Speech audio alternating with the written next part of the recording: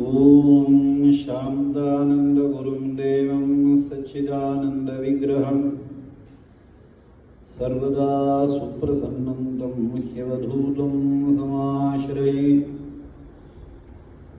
அபார கருணா சிந்தும் ஞானதம் சாந்தரூபிணம் ஸ்ரீ சந்திரசேகர குரும் பிரணமாமி முதான்வஹம் परित्यज्य मौनं वटाधस्थितिं जगरजं भारतस्य प्रदेशात् प्रदेशं मधुस्यं दिवाजाजनां धर्ममार्गे नयन् श्रीजयेन्द्रो गुरुर्भाग्यविश्वं नमामि शङ्करान् वाक्यविजयेन्द्रसरस्वतीं श्रीगुरुं शिष्टमार्गानुनेतारं सन्मतिप्रदम् ॐ श्यामाकाजनचन्द्रिका त्रिभुवने पुण्यात्मनामानने सीमाशून्यकवित्ववर्षजननी याकापिकादम्बिनी मारारातिमनो विमोहनविधौ काचित्तमः कन्दली कामाक्ष्याः करुणाकटाक्षलहरी कामाय मे कल्पता।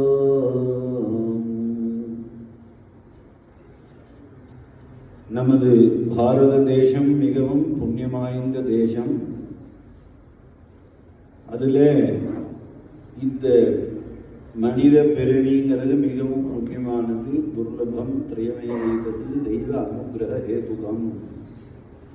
மனுஷத்துவம், முமுக்ஷுத்துவம், மகாபுருஷ சம்ஸ்ரயா.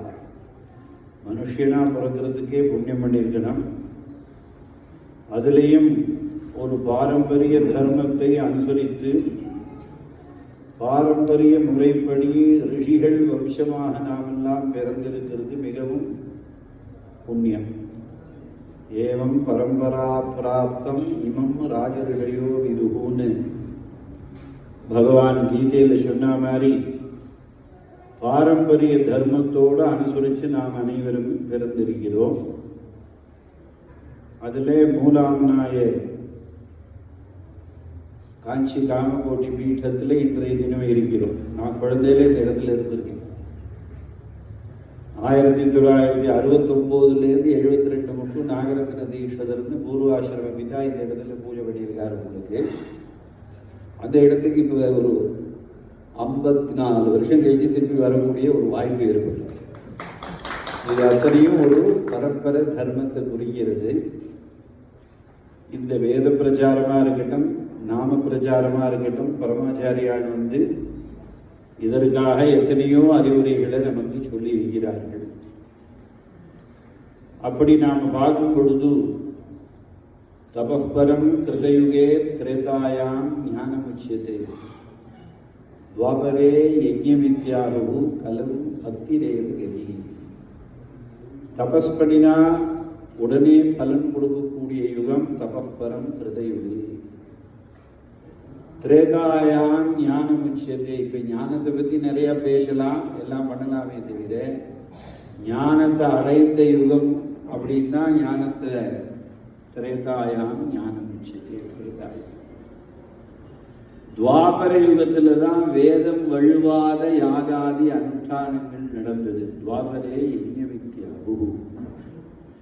கலியுகத்தில் எதை செஞ்சாலும் நீ பக்தியோட உணர்வு பூர்வமாக பக்திமயமாக நீ செய்ய வேண்டும் என்றுதான் சாஸ்திரம் வலியுறுத்தி உள்ளது.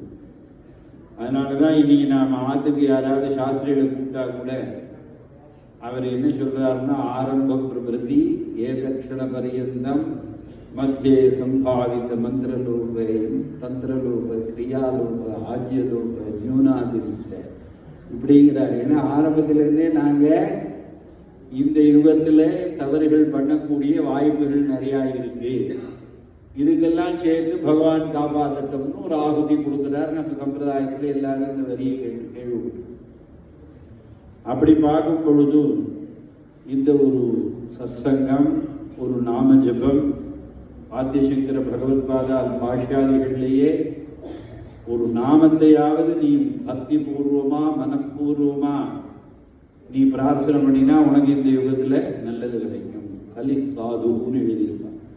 கலியுகம்ங்கிறது ரொம்ப சாத்விகமான யுகம்.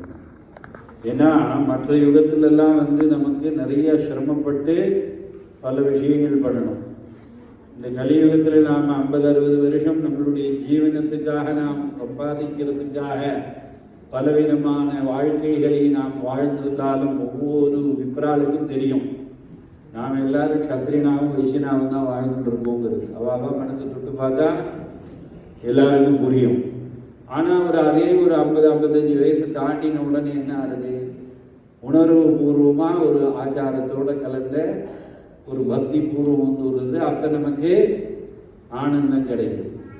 இது எல்லாம் ரிஷிகள் சம்பிரதாயத்தை அனுசரித்து வர்றதுனால நாம் இன்னும் பலமாக இருக்கோம். இப்போ இந்த மாதிரி ஒரு பெங்களூர் சத்சங்கம்ங்கிறது உங்களுக்கு பெங்களூர் சத்சங்கம் தானே?